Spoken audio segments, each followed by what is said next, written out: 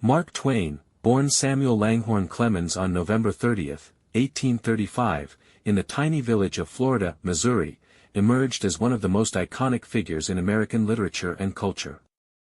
He grew up in Hannibal, a bustling port town along the Mississippi River, which would become the prototype for the fictional St. Petersburg in his most famous novels.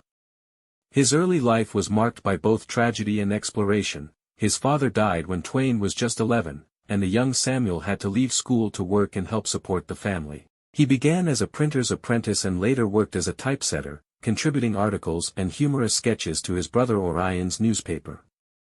In his early 20s, he achieved a long-held dream by training to become a steamboat pilot on the Mississippi River, an occupation he held until the outbreak of the Civil War in 1861 closed the river to commercial traffic. It was during this time that he adopted the pseudonym Mark Twain, a riverboat term indicating safe water depth, which would become inseparable from his identity as a writer. After briefly serving with a Confederate militia, Twain followed his brother to the Nevada Territory in search of fortune, trying his hand unsuccessfully at silver mining. He soon turned to journalism, writing for newspapers in Virginia City and San Francisco. His sharp wit and distinctive narrative style brought him fame with the publication of The Celebrated Jumping Frog of Calaveras County, in 1865, a humorous short story that captivated readers nationwide. He traveled extensively across the American West, collecting experiences that would later inspire works like Roughing It. Twain's travels weren't confined to the U.S. In 1867, he joined a voyage to Europe and the Holy Land, which formed the basis for his best-selling travel book The Innocents Abroad, 1869, a satire of both American tourists and European culture.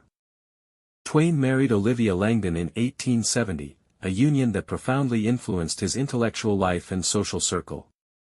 The couple settled in Hartford, Connecticut, and had 4 children. During this period of domestic stability, Twain produced some of his most acclaimed novels, including The Adventures of Tom Sawyer, 1876, and its even more celebrated sequel, Adventures of Huckleberry Finn, 1885. The latter, often hailed as the Great American Novel, broke new ground with its use of vernacular language and its unsparing examination of racism, slavery, and the moral development of its young protagonist. Twain's ability to blend humor with biting social criticism made him a unique voice in American literature. His keen observations of human folly, combined with an affection for ordinary people, gave his works both charm and enduring depth. Despite his literary success, Twain was plagued by financial misfortunes later in life. He invested heavily in the page typesetting machine, a promising but ultimately flawed invention, and lost most of his fortune when the company failed. To repay his debts, he embarked on a grueling lecture tour around the world, visiting Australia, India, South Africa, and Europe. These journeys were later chronicled in Following the Equator, 1897, which contains some of his most acerbic views on imperialism and human cruelty. The final years of his life were marked by deep personal sorrow. He lost 3 of his 4 children, as well as his beloved wife Olivia, events that darkened his outlook and deepened the pessimism in his later writings such as The Mysterious Stranger and Letters from the Earth, where he questioned religion, morality, and the nature of man with fierce irony.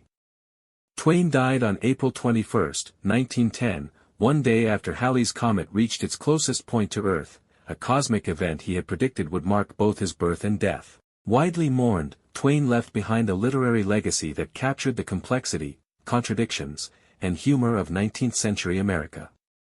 His works continue to be read, studied, and debated, not just for their storytelling brilliance, but also for their profound insights into race, society, freedom, and human nature. Through his words, Mark Twain remains a timeless observer of the American experience.